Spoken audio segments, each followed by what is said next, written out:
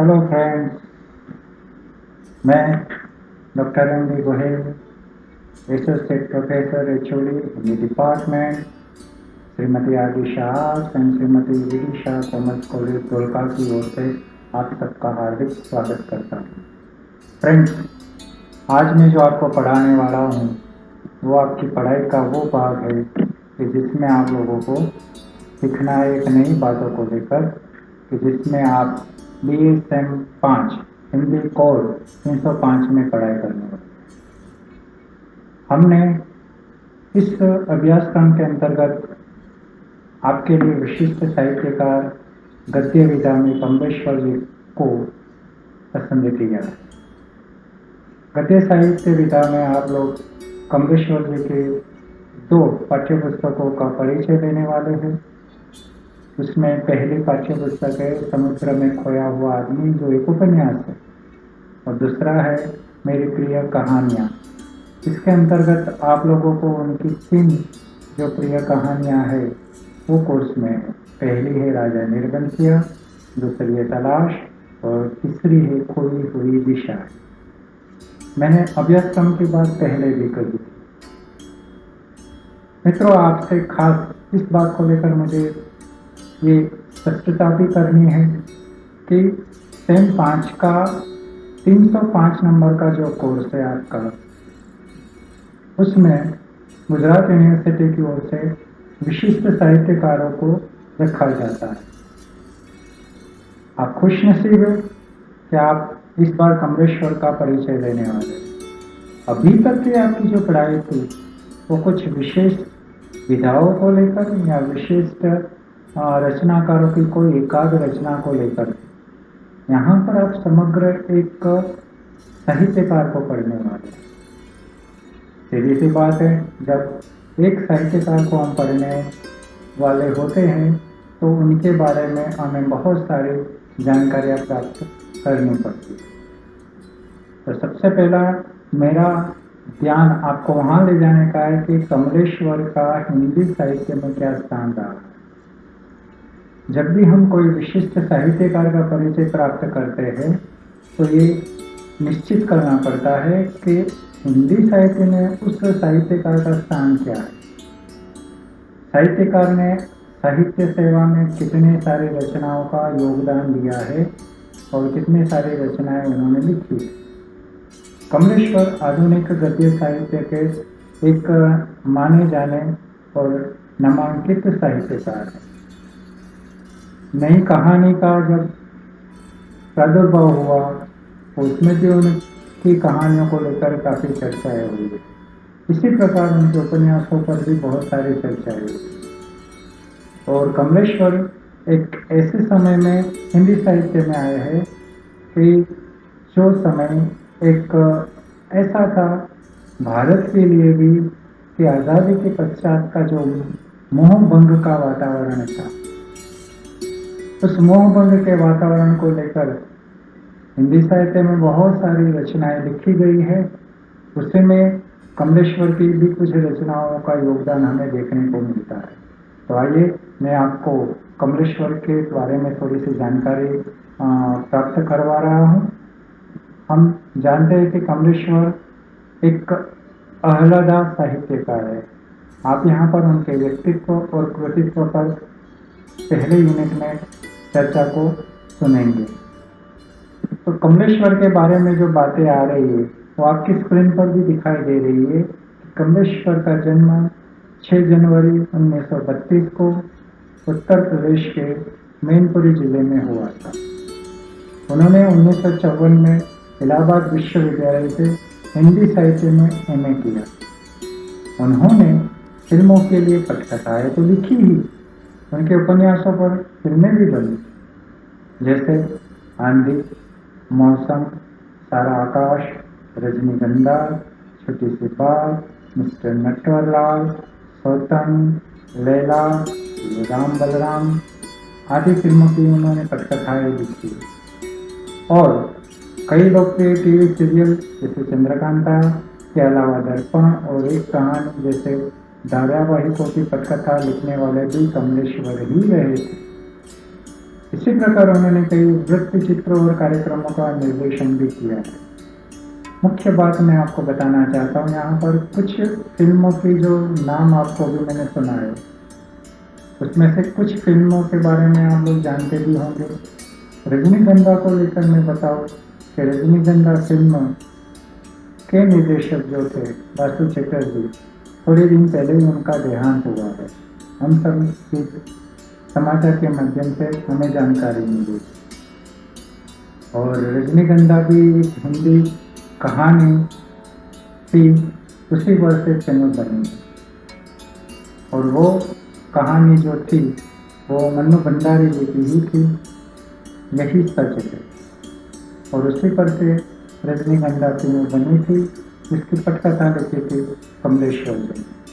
तो कमलेश्वर मात्र हिंदी साहित्य के साहित्यकार न रहते हुए भी उन्होंने अलग अलग क्षेत्रों में भी अपनी कलम को दौड़ाया था। उसी प्रकार हम देखते हैं कि 1995 में कमलेश्वर को पद्म भूषण से नवाजा गया था और 2003 में उन्हें कितने पाकिस्तान उपन्यास के लिए साहित्य अकादमी पुरस्कार से भी सम्मानित किया गया है। वे तारिका, धर्मयुग, जागरण और दैनिक भास्कर जैसे प्रसिद्ध पत्र पत्रिकाओं के संपादक भी रहे थे। मैं बता रहा हूँ आपको, धर्मयुग, जागरण, तारिका एक ऐसी पत्रिका है उस समय की जो हिंदी प्रदेशों में न रहकर पूरे भारत में ये प्रसिद्ध हो चुकी थी। इसी प्रकार कमलेश्वर जी ने दूरदर्शन के अतिरिक्त महानिदेशक जैसे महत्वपूर्ण दायित्व भी निभाए हैं।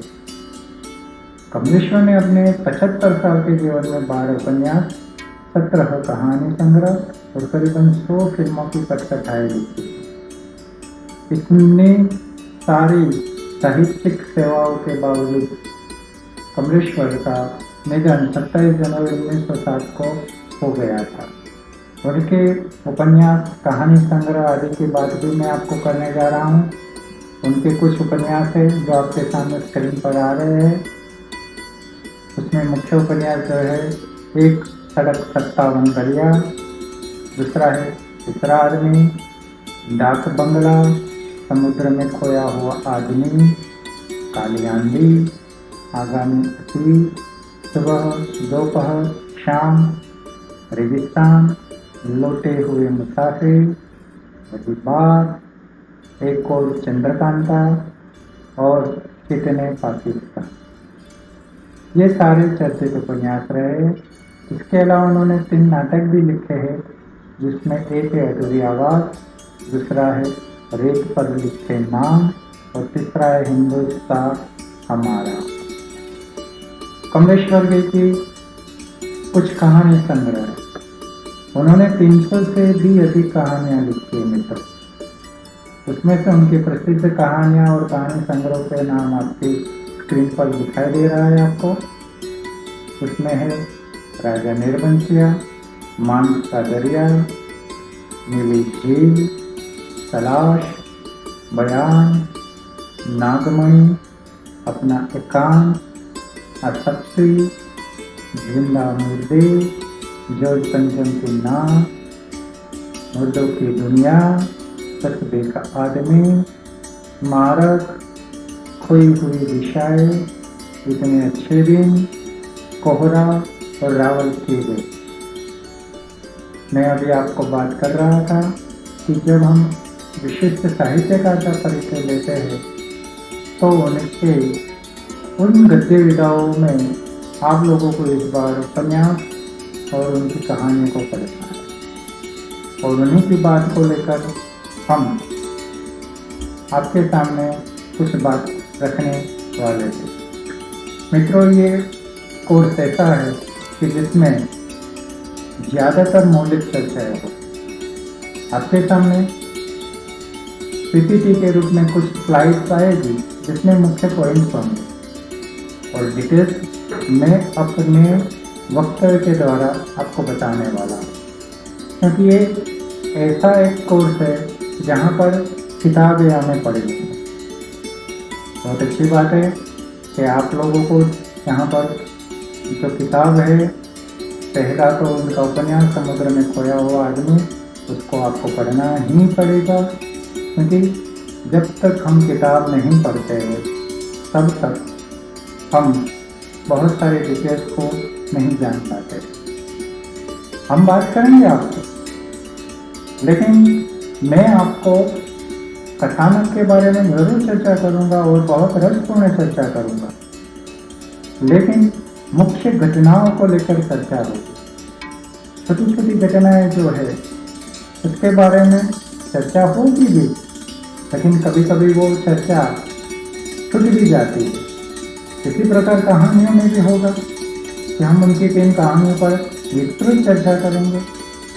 उन चर्चाओं के माध्यम से आप लोगों को मैं एक एक कहानी का तत्व और चिंतन करवाऊंगा। उनके एक एक पक्ष को लेकर हम बात करेंगे। साहित्य के जो गतिविधि के पक्ष होते हैं, उपन्यास के एवं कहानियों के, उन तत्वों के आधार पर भी मैं आपको उसका तात्विक विवेचन कर के भी बताऊंगा। तो वो हम सारी बातें जानते हैं अलग अलग भाग में, क्योंकि ऑनलाइन जब एजुकेशन की बात आती है तो कुछ हमारी भी मजबूरियाँ होती है और हमारी कुछ सीमाएँ होती है।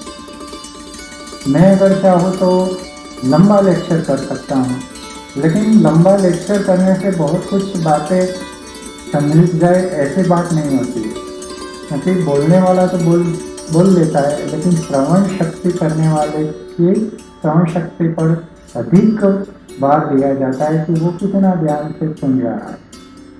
स्टूडेंट्स, आप सब जानते हैं कि मानसिकता के रूप में भी ये बात आती है और साइकोलॉजी में भी कहा जाता है कि कोई भी विषय में ज़्यादातर आप कितने समय के लिए ध्यान वहाँ पर ही रख सकते हैं।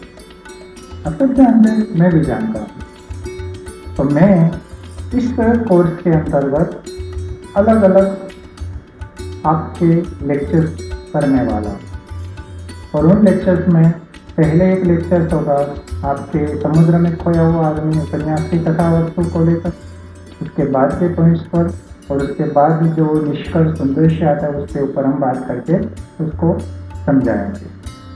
तत्पश्चात मैं आपको उनकी जो 3 कहानियाँ कोर्स में उस पर भी विस्तृत अलग अलग भाग में चर्चा करूँगा।